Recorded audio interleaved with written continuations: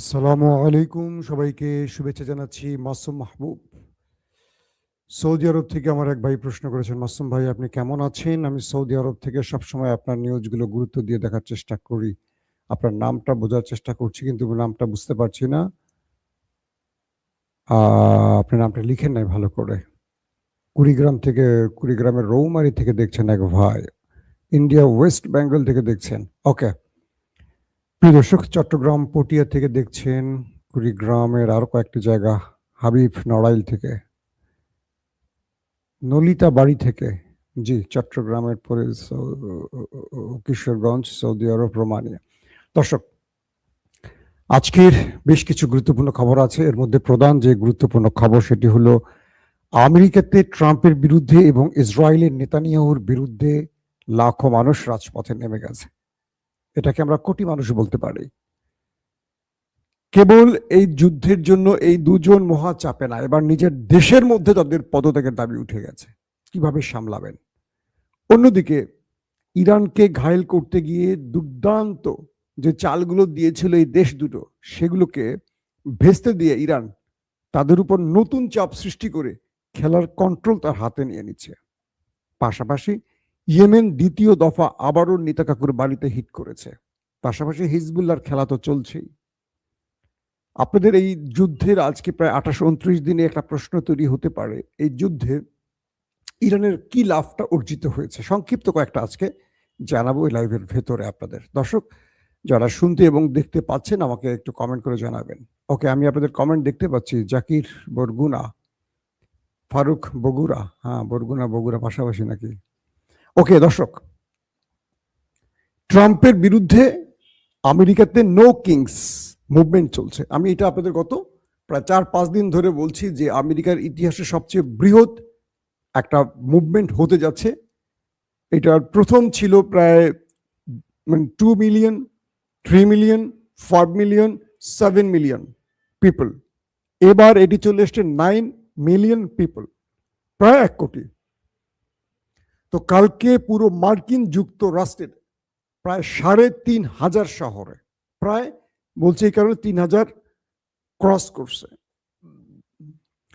তো প্রায় 3,500, শুনছেন তো, 300 না, 3,500 শহরে আমেরিকার এই বিক্ষোভটি হয়েছে ট্রাম্পের বিরুদ্ধে, নো কিংস।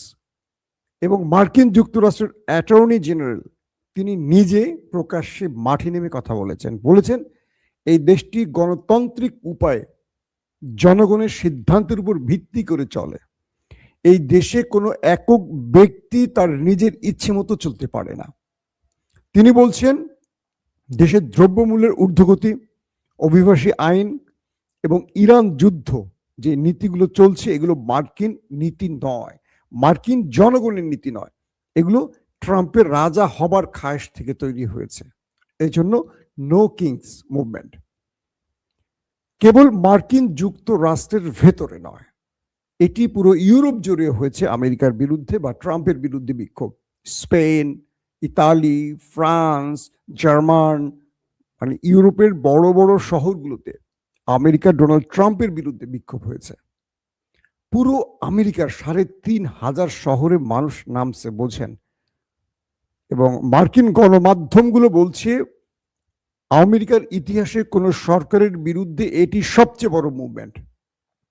তাহলে ট্রাম্প তার জনপ্রিয়তার কোন লেভেলে আছে আমরা মোটামুটি বুঝতে পারছি। ট্রাম্প ইরানে হামলা করে তিনি ভুল করলেন না তিনি সঠিক পথে আছেন, আশা করি তিনি এই মুভমেন্টের পর বুঝতে পারছেন। ট্রাম্পকে প্রশ্ন করা হয়েছিল, আপনি এই লড়াইতে বা এই যুদ্ধটা যে শুরু করেছেন আপনি কি নিজেকে সফল মনে করছেন? তিনি বলছেন হ্যাঁ আমি সফল, আমার লক্ষ্য অর্জিত হয়েছে। এবং তার যে ভাইস প্রেসিডেন্ট জেডি ভেন্স তিনিও গণমাধ্যমকে বলছেন যে ট্রাম্প দ্রুত যুদ্ধ বন্ধ করবে কারণ তার লক্ষ্য অর্জিত হয়ে গেছে। এখন আমরা লক্ষ্যগুলো খুঁজি কি কি? ইরানের রেজিম চেঞ্জ সম্ভব হয়নি, ইরানে খার্গ আইল্যান্ড দখল সম্ভব হয়নি, ইরানের কোনো ভূমি দখল সম্ভব হয়নি, ইরানের নিউক্লিয়ার প্রজেক্ট বা ইরানের যে প্রজেক্টগুলো চলমান এগুলো বন্ধ সম্ভব হয়নি। ইউরেনিয়াম 60% ইউরেনিয়াম ইরান আমেরিকার হাতে তুলে দিয়েছে, সম্ভব হয়নি। ইরানের ব্যালিস্টিক প্রোগ্রাম, ব্যালিস্টিক মিসাইল যে প্রোগ্রাম, এটিও বন্ধ হয়নি। আমেরিকা যে অনুরোধ করেছিল 1000 কিলোমিটারের নিচে ব্যালিস্টিকের দূরত্ব মানে রেঞ্জ কমানো, সম্ভব হয়নি।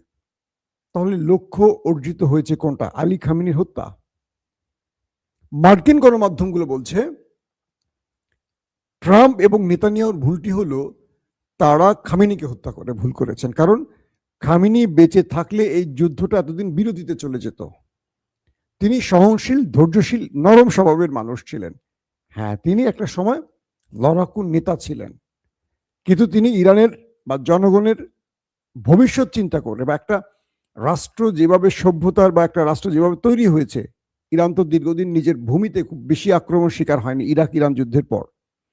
যেভাবে সাজিয়েছেন, তিনি চেয়েছেন দেশটা ধ্বংস না হোক, তার আরো প্রস্তুতির ব্যাপার ছিল। কিন্তু এখন যারা রেজিমটা আছে, আলী খামেনি বা আইআরজিসি যারা কন্ট্রোল করছে ইরানকে, তারা কট্টরপন্থার লোক এবং তারা প্রতিশোধ স্পৃহা নিয়ে কাজ করছে, কারণ তাদের সর্বোচ্চ নেতাকে মেরে দেয়া হয়েছে। তো খামেনির জায়গাটা আর এখনকার যারা আছেন তাদের জায়গাটা এক না। আমেরিকার গণমাধ্যম বা আমেরিকার যারা বিশ্লেষক তারা বলছেন ট্রাম্প নেতানিয়াহুর জন্য টেনশন হলো এটাই যে খামেনিকে আলোচনায় বসানো যাবে, মুস্তফাকে বসানো যাবে না, কারণ মুস্তফা এগুলোকে তোয়াক্কা করে না। সে লড়াইয়ের মাধ্যমে রেজাল্ট খুঁজতে চাচ্ছে এবং সেখানে সে সফল। পাশাপাশি চীন এবং রাশিয়ার মতো দুটো পাওয়ারফুল রাষ্ট্র ইরানকে সব রকম সহযোগিতা করায় ইরান এই যুদ্ধে তার একটা বিশাল সাপোর্ট পাচ্ছে দুটো পরাশক্তিকে ট্যাকেল করার। তো আমেরিকাতে যখন এই নো কিংস মুভমেন্ট চলছে, তখন মোটামুটি ট্রাম্পের গলা শুকিয়ে গেছে, কারণ তিনি চেয়েছিলেন ইরানের রেজিম চেঞ্জ ঘটাতে। ইরানে তার বিরুদ্ধে মানে বর্তমান যে সরকার, খামেনি সরকার, তার বিরুদ্ধে লাখো মানুষকে রাজপথে নামাবার চেষ্টা করেছিল কে? আমেরিকা এবং ইসরায়েল, ট্রাম্প এবং নেতানিয়াহু। এখন আমেরিকাতে নেমে গেছে জনগণ। আল্লাহর পরিকল্পনা কি দেখেন, এখন আমেরিকাতে তার ইতিহাসের সবচেয়ে বৃহৎ মুভমেন্ট চলছে, বিক্ষোভ চলছে ট্রাম্পের বিরুদ্ধে। শুধু আমেরিকাতে নয়, এটি চলে গেছে নেতানিয়াহুর ঘরে। আসে নেতানিয়াহু একটা ঘরের ভিডিও আপনাদের দেখায় নিয়ে আসি কি চলছে।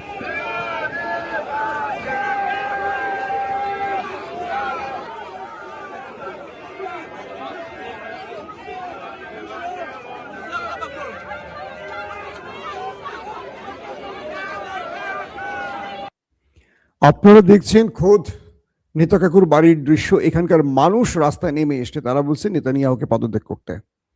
তারা বলছেন যে আমরা বাংকারে থাকতে থাকতে ক্লান্ত হয়ে গেছি, সারাদিন সাইরেন বাজছে, এটা আমাদের জীবন নয়, আমাদের জীবনকে তুমি একটা মুরগির খোয়ারে ঢুকিয়ে দিয়েছ, আমরা আর মানতে পারছি না, তুমি যুদ্ধ বন্ধ করো, তুমি বিদায় নাও। দেখেন ইরানের মধ্যে বিক্ষোভ তৈরি করতে গিয়ে তারা এখন নিজেরা কত বড় বিপদে পড়ে গেছে, বুঝতে পারছেন? সেই দেশটির পুলিশ তাদের জনগণের সাথে কি আচরণ করছে, কিছু অংশ আপনাদের দেখিয়েছে, বেশি অংশ দেখানো যাবে না। কেন তারা রাস্তায় নেমেছে বলেন? আরেকটি দৃশ্য দেখা, এটা আমি আপনাদের আগে একবার দেখাইছিলাম, দেখেন। এটা হলো সেই নেতা কাকুর বাড়ির দৃশ্য। ইরান মিসাইল মেরে দেশটাকে ধোলাইখাল বানায় ফেলছে, পুরো দৃশ্য দেখেন, ধ্বংস করে ফেলছে। এই দৃশ্যগুলো হয়তো গণমাধ্যমে আসছে না, কিছু কিছু ফুটেজ বেরিয়ে আসছে, সেগুলো আপনারা দেখতে পাচ্ছি। সাজানো গোছানো একটা দেশ ইসরায়েল, বহু বছর ধরে বহু পরিকল্পনা করে শহরটাকে সাজানো হয়েছে, কত স্তরের প্রতিরক্ষা ব্যবস্থা দিয়ে সাজানো ছিল দেশটি। কিচ্ছু হবে না, একটা পাখিও ঢুকতে পারবে না। Iron Dome, David Sling, Arrow, Patriot, third, সব ভেদ করে ইরান কি করেছে দেখেন ভালো করে। একটু ফুটেজগুলো চেক করলেই বুঝবেন কি অবস্থা করে ফেলেছে দেশটির ভেতর ইরান। দর্শক, তাহলে আমরা দুটো জিনিস ক্লিয়ার হলাম, যে আমেরিকা এবং ইসরায়েল যে ইরানের রেজিম চেঞ্জের প্ল্যান করেছিল, সেই প্ল্যানে তারা নিজেরা তো সফল হয়নি, উল্টো তাদের দেশের মধ্যে এখন জনগণ তাদের বিরুদ্ধে রাস্তায় নেমে গেছে। এই দুটো মানে এখন সামনের দিনগুলো আরো বড় আকার ধারণ করবে। বলা হচ্ছে ইউরোপের মধ্যেও আস্তে আস্তে এই ক্ষোভ দানা বাঁধছে। ইতিমধ্যে ইউরোপীয় মার্কিন ট্রাম্পের বিরুদ্ধে, প্রেসিডেন্ট ট্রাম্পের বিরুদ্ধে বিক্ষোভ হয়ে গেছে কালকে রাতে। আমেরিকার সামনে যে বিপদগুলো, ইরান কিভাবে এটা ট্যাকেল করছে দেখেন। ইরান বলছে যে তোমাদের সাথে আমাদের আলোচনার সুযোগ নাই। আমরা আমাদের মধ্যস্থতাকারী যারা তুমি পাঠিয়েছো, পাকিস্তান, তুরস্ক, তাদেরকে বলে দিয়েছি আমরা যে শর্তগুলো দিয়েছি এই শর্তগুলো মানলেই কেবল যুদ্ধ বন্ধ হবে। তোমার কোনো শর্ত মানতে আমি রাজি না। কখন ইরান এই কথাটি বলতে পারে? যখন ইরান ড্রাইভিং সিটে থাকে, বিজয়ের মুডে থাকে। নাম্বার ওয়ান, ইরানের প্রেসিডেন্ট তুরস্কের সাথে একাধিকবার কথা বলেছে। এরদোয়ান বারবার বিশ্ব মুসলিমকে সতর্ক করছেন। কেন? যে ওই দেশটির টার্গেট হলো মুসলমানদেরকে নিজেদের মধ্যে লাগিয়ে দেবে। মুসলমানদেরকে নিজেদের মধ্যে লাগিয়ে দিলে মুসলমানরা দুর্বল হবে, আর এই সুযোগটি হবে একদম পানির মতো সহজ ওদের জন্য গ্রেটার ইসরায়েল তৈরির। গ্রেটার ইসরায়েল কি? ইসরায়েল তো আছেই, ফিলিস্তিন, লেবানন, সৌদি, কাতার, কুয়েত, ইরানের অংশ, তুরস্কের অংশ, বাহরাইনের অংশ, জর্দানের অংশ, এই পুরো গালফ কান্ট্রি থেকে একটা মানে বিশাল অংশ নিয়ে একটা বৃহৎ ইসরায়েল তৈরি। তাহলে আমি যে দেশগুলোর নাম বলছি প্রত্যেকটা দেশের ভূমি কিন্তু ইসরায়েলের টার্গেট। তার মানে এই জর্দান, বাহরাইন এরা ইসরায়েলকে সহযোগিতা করছে এই যুদ্ধে, কিন্তু এরা সবাই গ্রেটার ইসরায়েলের আওতায় আছে। বোঝেন মুসলমানরা কোন ঘুমের মধ্যে আছে। তো এরদোয়ান বলেছিলেন যে মানে তিনি বারবার মুসলিম বিশ্বের সাথে কথা বলছেন, যোগাযোগ করছেন। তার পররাষ্ট্রমন্ত্রীকে পাকিস্তানের ইসলামাবাদে পাঠিয়েছেন, মিশর, তারপর তুরস্কের পররাষ্ট্রমন্ত্রী, তারা ইসলামাবাদে বসছেন যুদ্ধ বন্ধে, কারণ এই যুদ্ধটা যদি মুসলমানদের মধ্যে না লাগে। এরদোয়ান সাফ করে বলছেন যে আপনারা প্রত্যেকে বুঝতেছেন এই যুদ্ধটা কারা লাগাচ্ছে, কেন, কোন উদ্দেশ্যে। খবরদার, আমি আপনাদেরকে সতর্ক করতেছি, বারবার সতর্ক করতেছি, কেউ নিজেরা নিজেদের সাথে যুদ্ধে জড়াবেন না। কেউ জড়াবেন না, পারলে গোপনে পারেন ইরানকে সহযোগিতা করেন। আরবের সাথে কথা বলেছেন, দুবাইয়ের মানে আরব আমিরাতের সাথে কথা বলেছেন, কাতার, কুয়েতের সাথে কথা বলেছেন। কে? রজব তাইয়্যিব এরদোয়ান। আজকের স্টেটমেন্ট শোনেন। প্রথম, ওমান বলেছিল তারা ইরানের সাথে লড়াইতে যাবে না। এরপর কাতার, তারা তাদের হাই অফিসিয়ালের মাধ্যমে জানিয়েছে তারা ইরানের বিরুদ্ধে যুদ্ধে যাবে না।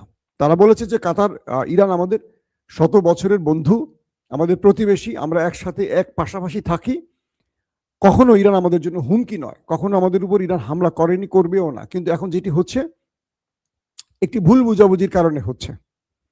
তো আমরা ইরানের উদ্দেশ্যে আমাদের বার্তা হলো আমরা তাদেরকে বন্ধু হিসেবে পেতে চাই। তার মানে কি, ইরান বুঝে গেছে কাতার তাদের সাথে লড়াই করবে না, তারা বন্ধুত্বের অফার করেছে, তারা আমেরিকার ভয়ে হয়তো কিছু বলতে পারছে না। এরপর সৌদি আরব স্টেটমেন্ট দিয়েছে নতুন করে, শোনেন আজকের ব্রেকিং খবর। সৌদি আরবও ইরানের সাথে লড়াইতে যাবে না। শোনা গেছে আরব আমিরাতও নাকি এই স্টেটমেন্ট দিচ্ছে। অর্থাৎ এরদোয়ানের ট্যাবলেট কাজে লেগে গেছে। এরদোয়ান বলছে যে তোমরা যারা আজকে ইরানের সাথে লড়বে মনে রেখো তারা শেষ হয়ে যাবে, কারণ ইরান শেষ হওয়ার আগে তাকে শেষ করে যাবে। আমেরিকা ইসরায়েলি পারছে না, মার্কিন সেনারা কি পরিমাণ খাচ্ছে, ওরা কি পরিমাণ খাচ্ছে নেতা কাকুরা তারা বোঝে।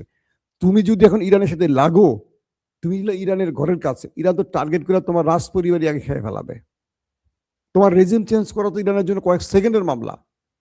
বিশাল বিশাল তোমরা যে প্রাসাদ বানিয়ে রেখেছো রাজ পরিবারের, ইরান তো শুধু সিরিজ কয়েকটা মিসাইল মারলে সব মাটির সাথে মিশে যাবা। তো আমেরিকা তোমাদের বাঁচাবে? ইম্পসিবল। আমেরিকা তোমাদের বাঁচাতে আসেনি, আমেরিকা ইসরায়েলকে বাঁচাতে এসছে। কে বলছে? এরদোয়ান। এখন বিষয়টা কি দাঁড়িয়েছে? এখন মুসলমানদের মধ্যে যে টার্গেটটা নিয়ে ওরা এসছিল নেতা কাকু, সফল হচ্ছে না, তারা ব্যর্থ হয়ে গেছেন। কারণ ইরানের সাথে মুসলিম রাষ্ট্রগুলো আপাতত মনে হচ্ছে তারা লাগবে না। নতুন করে আবার কোন খেলা খেলে আল্লাহ ভালো জানে ট্রাম্প সাহেব। সৌদি আরব যতটুকুই সামনে গেছে আবারও পিছিয়ে চলে আসছে, কারণ তারা বুঝতে পারছে তাদের মূল শত্রু কে হতে পারে। কিন্তু আমেরিকা যেহেতু তার ঘরে বসে আছে, বা আমেরিকা যেহেতু তার যান কবজ করার ক্ষমতা রাখে, তার তো মূল, আমাদের হলো যান কবজ করে আজরায়েল, আর এই গালফ কান্ট্রির জন্য হলো আমেরিকা মূল সব, তাদের বাপ মা আজরায়েল সব তারা, কারণ তাদের জীবনটা আমেরিকার হাতে দিয়ে রাখছে। তো আমেরিকা এখন কি করতেছে তারা বুঝতে পারতেছে। আরব বুঝতেছে যে মূলত আরবে মানে ঘাঁটি করে আমেরিকা আরবকে বাঁচাতে আসেনি, এসে ইসরায়েলকে রক্ষা করতে ইরানের হাত থেকে, এবং তাই করছে, আরবকে বাঁচাচ্ছে। ইরান যে মিসাইল মারছে আরব কান্ট্রিগুলোতে, কয়টা ইন্টারসেপ্ট করতে পারছে? বরং আমেরিকা তার নিজের ইন্টারসেপ্টরি মেশিন উড়ে গেছে, তার রাডার সিস্টেম উড়ে গেছে, তার প্যাট্রিয়ট থার্ডই উড়ে গেছে ইরানের অ্যাটাকে। কালকের একটি খবর, ইয়েমেন আক্রমণ করলো নেতা কাকুর বাড়িতে, ইলাদ শহরের একটি কি বলবো নদীর কাছাকাছি। তো ইসরায়েল বলেছিল তারা সেই ইন্টারসেপ্ট করে ফেলেছে সেই মিসাইলটি। আজকে ফুটেজ দেখলাম যে না, ইন্টারসেপ্ট করতে পারেনি। একটি মাত্র মিসাইল মেরেছিল হুতিরা, সেটিকে টার্গেটে হিট করছে, এবং সেই ফুটেজটি যারা নদীতে মাছ ধরে তারা ধারণ করে ছেড়ে দিয়েছে। তার মানে কি, একটা মিসাইল ঠেকাবার মতো অবস্থায় নেই দখলদার দেশটি। আমরা কি বুঝলাম, যে ইরান এখন অনায়াসে তাদের ভেতরে ঢুকে 90-95% সফলভাবে অ্যাটাক করে আসতে পারছে। গতকালকে ইরান দাবি করেছে তারা প্রায় 500 মার্কিন সেনাকে ওপারে পাঠিয়েছে। কল্পনা করা যায়? তো সকল কিছু মিলে এমন একটি অবস্থা তৈরি হয়েছে যে এখান থেকে ট্রাম্প যুদ্ধবিরতি ছাড়া আর কোনো পথ খুঁজে পাচ্ছে না, তাই পাকিস্তানকে বারবারই ইরানের কাছে পাঠাচ্ছে। ট্রাম্প তার ঘর সামলাবে না, এখন বাইর সামলাবে। হরমুজ প্রণালী খুলতে পারেনি, পাশাপাশি হুতিরা বাবুল মান্দা বন্ধ করে দিচ্ছে।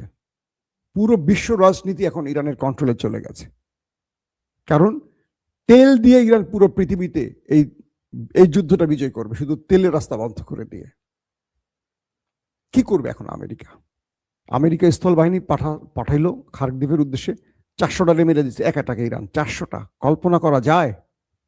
খার্কদ্বীপে আসার জন্য বুবিয়ান দ্বীপ কুয়েতের সেখানে নামছে, সেখান থেকে খার্কদ্বীপে মুভমেন্টে শুরু করছে নৌযান দিয়ে, ঠাস ঠাস করে মিসাইল মারছে ইরান।